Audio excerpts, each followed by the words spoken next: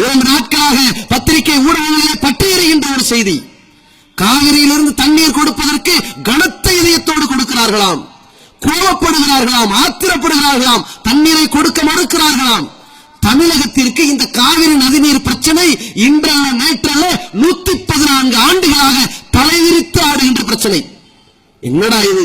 உலகத்தில் இவ்வளவு பெரிய கேவலமான நிலை எங்குமே இருக்காதுங்க.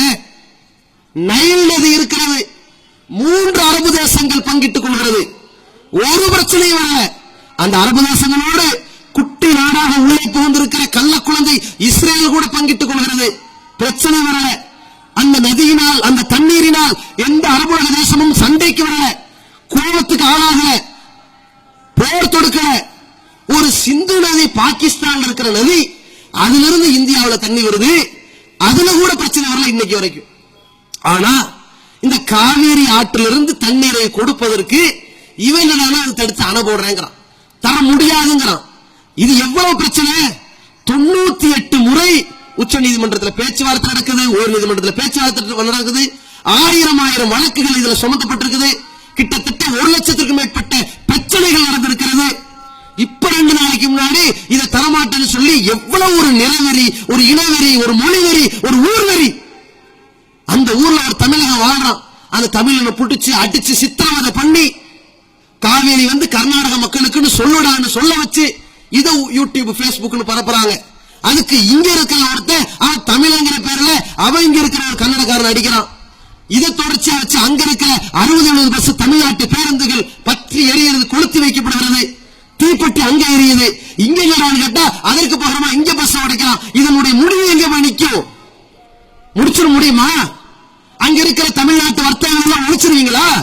இங்க இருக்கிற கன்னட வர்த்தகங்கள் ஒழிச்சு காட்டுவீங்களா? பாக்கி என்ன? செத்த பிணங்களின் மீது அந்த ஆற்றங்கரையின் தண்ணீர் வந்து என்னடா புண்ணியம்? தீர்வு இல்ல. தீர்வு எங்க இருக்கிறது? இந்த 2 மாநிலம் முஸ்லிம் மாநிலமா இருந்தா என்னைக்கும் இந்த பிரச்சனை வாய்ந்திருக்கும். ஏன்? பெருமானார் ஸல்லல்லாஹு அலைஹி வஸல்லம் அழகாக சொன்னார்கள், தேவைக்கு போக உன்னுடைய மிஞ்சிய தண்ணீரை தடுப்பதற்கு உனக்கு எந்த அனுமதியும் கிடையாது. நஹா ரசூலுல்லாஹி ஸல்லல்லாஹு அலைஹி வஸல்லம் அன் ஃபத்லில் மா, தேவைக்கு போக மிஞ்சிய தண்ணீரை விற்பதும் ஹராம், வியாபாரம் என்று ஹராம். எனக்கு ஒரு கிணறு இருக்கிறது, எனக்கு சொந்தமான கிணறு என்னுடைய காம்பவுண்ட் வால் உள்ள இருக்கிறது. கிணறு நீ கட்டி இருக்கலாம், கிணறுக்கு சுற்றுச்சுவர் நீ எழுப்பி இருக்கலாம், கிணத்து தண்ணீரை பம்ப் போட்டு நீங்க தண்ணி இறைச்சிருக்கலாம். கிணத்துல உள்ள ஊத்த உண்டாக்குறது இறைவன், நீ இல்ல. அப்ப உனக்கு தேவையான தண்ணியை எடுத்துட்டு நிப்பாட்டிக்கணும். உனக்கு தேவைக்கு போக அங்க தண்ணி இருக்கிறத எவனும் எடுப்பான், அதை தடுக்க உனக்கு உரிமை இல்லை என்று சொல்லி தருகிற மார்க்கம். என் வீட்டு கிணத்துல தண்ணி எடுக்க கூட நான் தடுக்க கூடாதுங்க. அப்படிப்பட்ட ஒரு மார்க்கத்துல ஒரு நதி ஓடுகிறது. நதி சும்மா ஓடுது? அடே, இங்கே காய்ந்திருக்க இந்த பூமி காஞ்சி போறது காரணம் சூரிய வெப்பம் படுகிறது. இங்க இருக்கிற ஈரப்பதம் தான் போய் காவேரியில தண்ணியா சேருது. என் வீட்டுல இருந்து தென்னை மரம் முளைக்குதுன்னு வச்சுக்கோங்க, இந்த மரம் அடுத்த வீட்டுல போய் தொங்கி நிக்குது.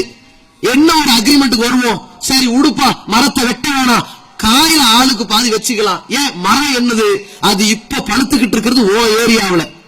அப்ப என்ன பண்ணுவோம்? சரி ஒன்னும் பிரச்சனை இல்ல, உன் வீட்டுக்கு டிஸ்டர்ப் இருக்காது, பாதி காய நீ வச்சுக்க, பாதி காய் நான் வச்சுக்கிறேன், எதுக்கு பிரச்சனை என்று கண்ணியமான முறையில் பேசுவோமா இல்லையா? அதெல்லாம் நிலைமை. இங்கிருந்து தண்ணீர் அப்படியே ஊற்றாக உறிஞ்சு கொள்ளப்படுகிறது, மேற்கு தொடர்ச்சி மலை வழியாக செல்கிறது, காவேரி ஆற்றுப்படுகையில் வருகிறது. இங்கிருந்து கொடுக்கப்பட்ட தண்ணிக்கு நீ யார சொந்தங்கடாட? அது ஆற்று தண்ணி, ஓ வீட்டு தண்ணியா? ஓ வீட்டுல கேன் தண்ணியா வாங்கி வச்சிருக்கிறியா நாங்க எடுக்கிறதுக்கு? ஆற்று தண்ணியை கொண்டு வந்து கொடுப்பதற்கு தடை செய்ய நீ யார்? யோசிச்சு பாருங்க. நான் கேட்கிற, இந்த கர்நாடகா என்பது தமிழ்நாட்டோடு இணைந்த ஒரு மாநிலமாக இருந்திருந்தா நீ தடுத்திருப்பாயா? அப்ப உனக்கு கன்னடக்காரன் மனுஷனா தெரியலாம், தமிழ்நாட்டுக்காரன் மனித ஜீவனாவே தெரியல. இந்த மாதிரியான மொழிவெறியையும் இது மாதிரியான இனவெறியையும் இது மாதிரியான நிலவெறியையும் இந்த மனித குலத்திலே பசிக்கு காட்டியது இறைத்தூதருடைய வழிகாட்டுதல்.